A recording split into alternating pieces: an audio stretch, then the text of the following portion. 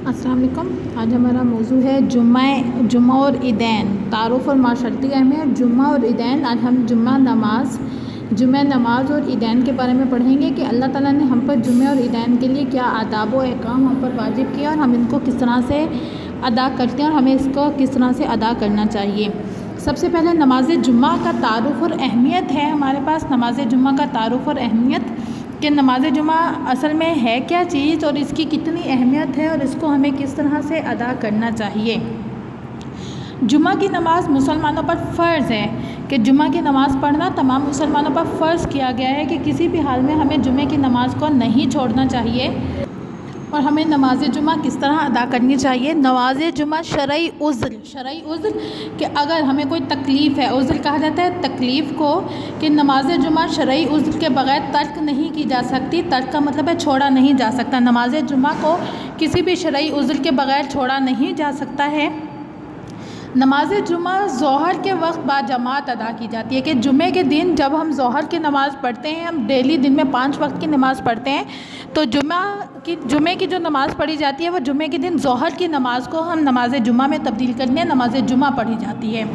نماز جمعہ میں خطبے سے پہلے اذان دی جاتی ہے۔ اس دن 2 اذانیں ہوتی ہیں، ایک اذان جو ہم نماز کے لیے ہماری ڈیلی روٹین میں ہوتی ہے اور دوسری جو ہے اذان وہ خطبے کے سننے سے پہلے دی جاتی ہے تاکہ لوگ متوجہ ہو کر خطبے کو سن سکیں۔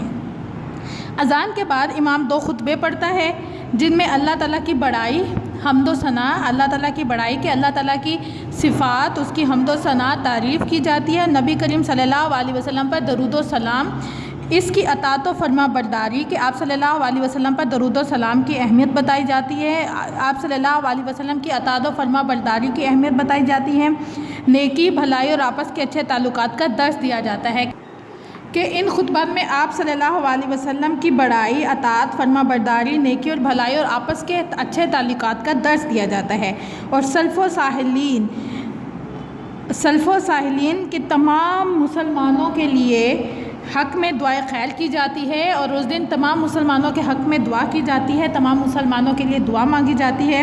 خطبے کے بعد 2 رکعت نماز جمعہ با جماعت ادا کی جاتی ہے کہ جمعے کی نماز کی 2 رکعت ہوتی ہیں، خطبے کے بعد 2 رکعت نماز جمعہ با جماعت ادا کی جاتی ہے۔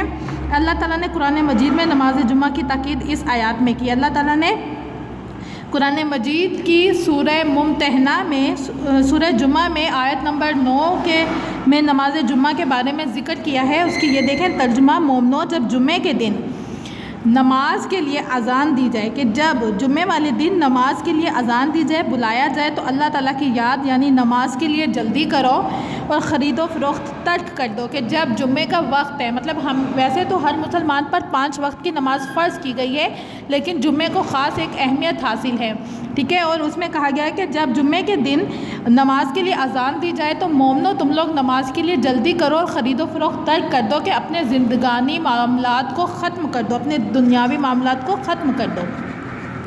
اس کے بعد آپ کی کتاب کے صفحہ نمبر 20 پر ہی موجود ہے نماز جمعہ کے آداب، کہ جمعہ کے آداب کیا ہیں، کہ نماز جمعہ کے لیے ہمیں کون کون سے آداب اپنانے کے لیے بتایا گیا ہے۔ کہ نماز جمعہ کے لیے غسل کر کے، غسل کا مطلب ہوتا ہے نہانا، نماز جمعہ کے لیے غسل کر کے صاف کپڑے پہن کر اور خوشبو لگا کر مسجد میں جانا چاہیے۔ نماز جمعہ کے لیے مسجد میں جلدی جانا چاہیے کیونکہ جو شخص سب سے پہلے مسجد میں نماز جمعہ کے لیے جاتا ہے اسے اونٹ کی قربانی کے برابر ثواب ملتا ہے۔ کہ ہمیں جمعہ کی نماز کے لیے سب سے جلدی تیار ہو کے مسجد میں جانا چاہیے کیونکہ جو شخص نماز جمعہ کے لیے جلدی جاتا ہے اس کو ایک اونٹ قربان کرنے کے برابر ثواب ملتا ہے۔ ایک اونٹ کتنا بڑا ہوتا ہے، اس کو قربان کرنے کے لیے کتنا ثواب دیا جاتا ہے۔ مسجد میں جہاں جگہ ملے وہاں بیٹھنا چاہیے۔ لوگوں کی گردنوں پر پھیلانگ کر آگے جانا، لوگوں کی گردنوں پر پھیلانگ کر آگے جانا، کہ جہاں ہمیں جگہ ملے ہمیں وہیں بیٹھ جانا چاہیے، بجائے یہ کہ ہم لوگوں کے سروں کے اوپر سے پھیلانگ کر آگے جانے کی کوشش کریں یا کسی کو اٹھا کر اس کی جگہ پر بیٹھنا درست نہیں، یا کسی کو اٹھا کر اس کی جگہ پر قبضہ کرنا درست نہیں۔ مطلب ہمیں مسجد میں جہاں جگہ ملے ہمیں وہیں بیٹھ جانا چاہیے، اچھی جگہ کو کے تلاش میں ہمیں کسی کے ساتھ زیادتی نہیں کرنی چاہیے۔ نماز جمعہ سے قبل امام خطبہ دیتا ہے جسے خاموشی اور غور سے سننا چاہیے۔ نماز جمعہ سے پہلے امام خطبہ دیتا ہے جسے خاموشی اور توجہ سے سننا چاہیے کہ اس خطبے میں وہ اللہ تعالیٰ کی بڑائی، آپ صلی اللہ علیہ وسلم کی فرما برداری کے بارے میں بتاتا ہے، اور جس کو سن کر ہم آپ صلی اللہ علیہ وسلم کے احکامات پر بہت آسانی کے ساتھ عمل کر سکتے ہیں۔ اس لیے ہمیں نماز جمعہ سے قبل امام جو خطبہ دیتا ہے اسے خاموشی اور غور سے سننا چاہیے۔ یہ ہمارے نماز جمعہ کے آداب تھے۔ اس کے بعد ہے جمعۃ المبارک کی معاشرتی اہمیت، کہ جمعۃ المبارک کی معاشرتی اہمیت کیا ہے، کہ وہ ہمارے معاشرے میں کس طرح سے اہم ہے۔ اسلام ایک اجتماعیت پسند دین ہے۔ اجتماعیت کا مطلب ہوتا ہے کہ آپس میں مل جل کر رہنا، ایک دوسرے کے ساتھ بہتر اخلاق کے ساتھ رہنا۔ اسلام ایک اجتماعیت پسند دین ہے جو مسلمانوں کا آپس میں مل جل کر رہنا پسند کرتا ہے۔ اس لیے اس نے اپنے عباداتی نظام میں بھی اجتماعیت رکھی ہے، کہ عباداتی نظام میں کہ اللہ تعالیٰ کی جو عبادات کی ہے اس میں بھی اجتماعیت، کہ ایک دوسرے کے ساتھ مل جل کر وہ عبادات کو سر انجام دیا جاتا ہے، اس میں بھی اللہ تعالیٰ نے ایک دوسرے کے ساتھ مل جل کر رہنے پر زور دیا ہے۔ اب اس میں اس کی مثال لے لیں، ہم نماز ادا کرتے ہیں تو ہماری نماز جماعت کی صورت میں ہوتی ہے جہاں بہت سے لوگ جمع ہوتے ہیں۔ اسی طرح ہم عیدوں کی نماز ادا کرتے ہیں تو عیدین کی نماز کے لیے بھی بہت سے لوگ جمع ہوتے ہیں۔ حج اور عمرے کے لیے بھی بہت سے لوگ ایک ساتھ جمع ہوتے ہیں، اور اجتماعی عبادات کو بہت اہمیت حاصل ہے، اور اجتماعی عبادت کو بہت بڑی اہمیت دی ہے۔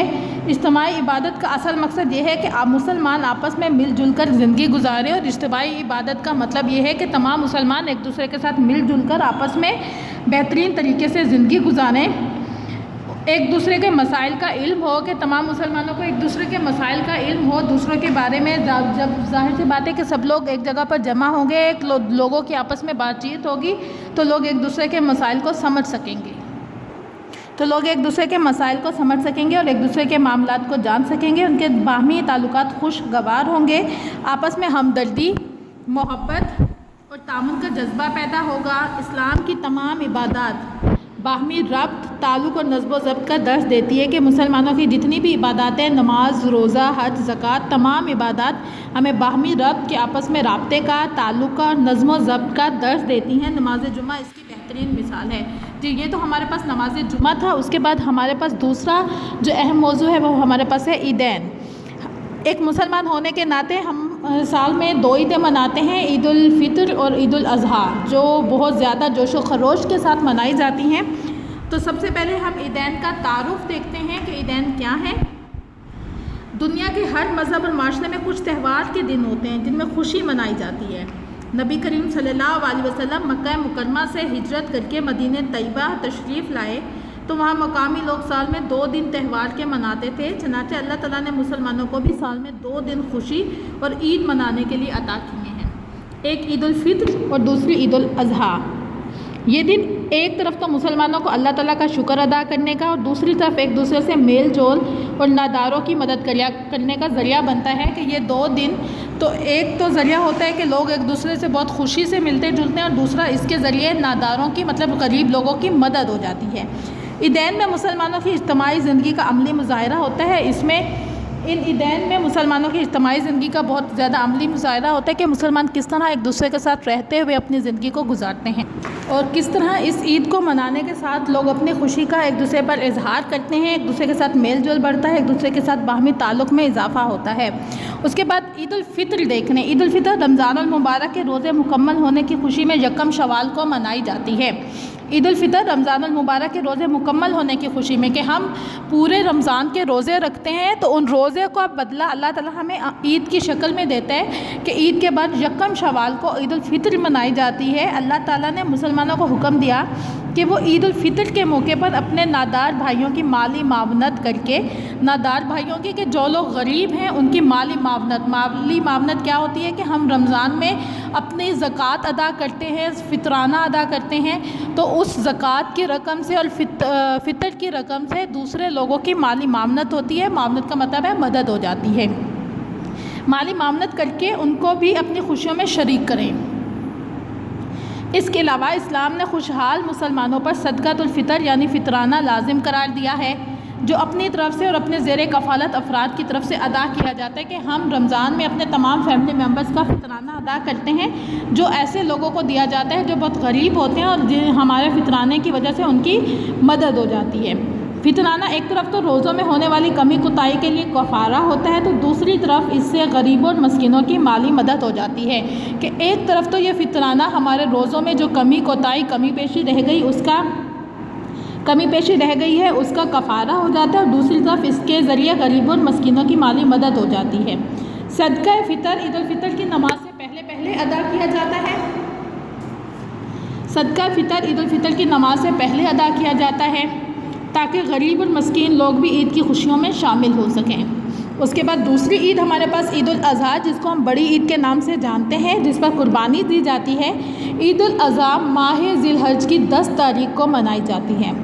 حقیقت میں یہ عید حضرت ابراہیم علیہ السلام کی عظیم قربانی کی یاد میں منائی جاتی ہے، جو آپ صلی اللہ علیہ وسلم نے اللہ تعالیٰ کے حضور پیش کی تھی، جو آپ علیہ السلام نے اللہ تعالیٰ کے حضور پیش کی تھی کہ عید الاضحیٰ حضرت ابراہیم علیہ السلام کی قربانی کی یاد میں منائی جاتی ہے کہ جب حضرت ابراہیم علیہ السلام نے اپنے بیٹے حضرت اسماعیل علیہ السلام کو ذبح کر رہے تھے، تو اللہ تعالیٰ نے حضرت اسماعیل کی جگہ پر ایک دمبا بھیجا تھا، جس قربانی کی بدولت ہم عید الاضحیٰ مناتے ہیں، تو جو آپ صلی اللہ علیہ وسلم نے جو آپ علیہ السلام نے اللہ تعالیٰ کے حضور پیش کی تھی۔ عید الاضحیٰ کی نماز کے بعد اللہ تعالیٰ کے حضور میں جانوروں کی قربانی پیش کی جاتی ہے۔ یہ قربانی مسلمانوں کی طرف سے اس حقیقت کا اعلان ہوتا ہے کہ ان کی جان و مال اور ہر چیز اللہ تعالیٰ کے لیے ہے، اور وہ اس کو اللہ تعالیٰ کے حضور میں قربان کرنے کے لیے ہر وقت تیار ہیں کہ تمام لوگ اپنا جان و مال پیسہ وغیرہ اللہ تعالیٰ کے لیے قربان کرنے کے لیے تیار ہیں، کہ مسلمان اللہ تعالیٰ کے لیے قربانی کرنے سے دریغ نہیں کرتے۔ جی، اس کے بعد ہمارے پاس ہے کہ یہ قربانی مسلمانوں کی طرف سے اس حقیقت کا اعلان ہوتا ہے کہ ان کی جان و مال اور ہر چیز اللہ تعالیٰ کے لیے ہے، اور وہ اس کو اللہ تعالیٰ کے حضور میں قربان کرنے کے لیے ہر وقت تیار ہیں۔ قربانی ہر اس مسلمان پر لازم ہے جو مالدار ہو اور اس کی طاقت رکھتا ہو۔ قربانی کا گوشت خود بھی کھایا جاتا ہے، اپنے رشتہ داروں، دوستوں، غریبوں اور مسکینوں کو بھی بانٹا جاتا ہے۔ غریبوں اور مسکینوں میں بھی بانٹا جاتا ہے، اس سے باہمی محبت، اخوت اور ہمدردی بڑھتی ہے۔ عیدین کے آداب: عید کی نماز کے لیے غسل کرنا۔ عیدین کے آداب، جس طرح ہم لوگوں نے پیچھے نماز جمعہ کے آداب پڑھے تھے، اس طرح ہمارے پاس عیدین کے آداب ہیں کہ عید کی نماز کے لیے غسل کرنا، صاف اور اچھے کپڑے پہننا اور خوشبو لگانا سنت ہے۔ عیدین کی نماز کے لیے جاتے اور آتے وقت یہ تکبیریں پڑھی جاتی ہیں: اللہ اکبر، اللہ اکبر، لا الہ الا اللہ، واللہ اکبر، اللہ اکبر وللحمد۔ کہ عیدین کے نماز کے لیے آتے جاتے وقت کہ جب ہم گھر سے عید کی نماز ادا کرنے کے لیے نکلیں اور جب تک واپس نہ آ جائیں ان تکبیرات کو پڑھتے رہیں۔ ترجمہ ہے: اللہ سب سے بڑا ہے، اللہ سب سے بڑا ہے، اللہ کے سوا کوئی عبادت کے لائق نہیں، اور اللہ سب سے بڑا ہے، اللہ سب سے بڑا ہے، اور تمام تعریفیں اللہ ہی کے لیے ہیں۔ عید کی طرف جانے اور واپسی کے لیے الگ الگ راستے اختیار کیے جاتے ہیں کہ عید کے لیے جانے کے لیے ایک راستے سے جایا جائے، جبکہ واپسی کے لیے دوسرا راستہ اپنایا جائے۔ عیدگاہ جانے اور واپسی آنے کے لیے الگ الگ راستے اختیار کیے جاتے ہیں۔ عیدین کی نماز سورج طلوع ہونے اور غروب روشن ہونے کے بعد خوب روشن ہونے کے بعد ادا کی جاتی ہے، کہ جب سورج صبح طلوع ہو جاتا ہے اور اپنی خوب روشنی دیتا ہے، اس وقت عیدین کی نماز ادا کی جاتی ہے۔ اس میں 2 رکعتیں ہوتی ہیں اور اس میں عام نماز سے کچھ زائد تکبیریں ادا کی جاتی ہیں۔ عام نماز میں ہماری کم تکبیریں ہوتی ہیں، اس نماز میں زیادہ تکبیریں ادا کی جاتی ہیں، اور اس نماز کی 2 رکعتیں ہوتی ہیں۔ عیدین کی نماز کے بعد امام خطبہ دیتا ہے، جس میں اللہ تعالیٰ کی حمد و ثنا اور حضور صلی اللہ علیہ وسلم پر درود و سلام پڑھنے کے بعد اسلامی اخوت، ہمدردی اور قربانی کا درس دیا جاتا ہے۔ اچھے اعمال اور خوف خدا کی تلقین کی جاتی ہے۔ خطبے کو خاموشی اور توجہ سے سننا ضروری ہے، کہ اس عیدین کی نماز کے بعد امام خطبہ دیتا ہے، جس میں اللہ تعالیٰ کی حمد و ثنا اور حضور صلی اللہ علیہ وسلم پر درود سلام پڑھنے کے بعد اسلامی اخوت، ہمدردی اور قربانی کا درس دیا جاتا ہے۔ اچھے اعمال اور خوف خدا کی تلقین کی جاتی ہے۔ خطبے کو خاموشی اور توجہ سے سننا ضروری ہے۔ عیدین کی معاشرتی اہمیت: عیدین کی بڑی معاشرتی اہمیت ہے۔ اس کے لیے 5 وقتہ نماز میں صرف ایک محلے کے مسلمان آپس میں ملتے ہیں۔ نماز جمعہ میں ایک محلے سے زیادہ یا پورے شہر کے مسلمان آپس میں ملتے ہیں، جبکہ عیدین کی نماز میں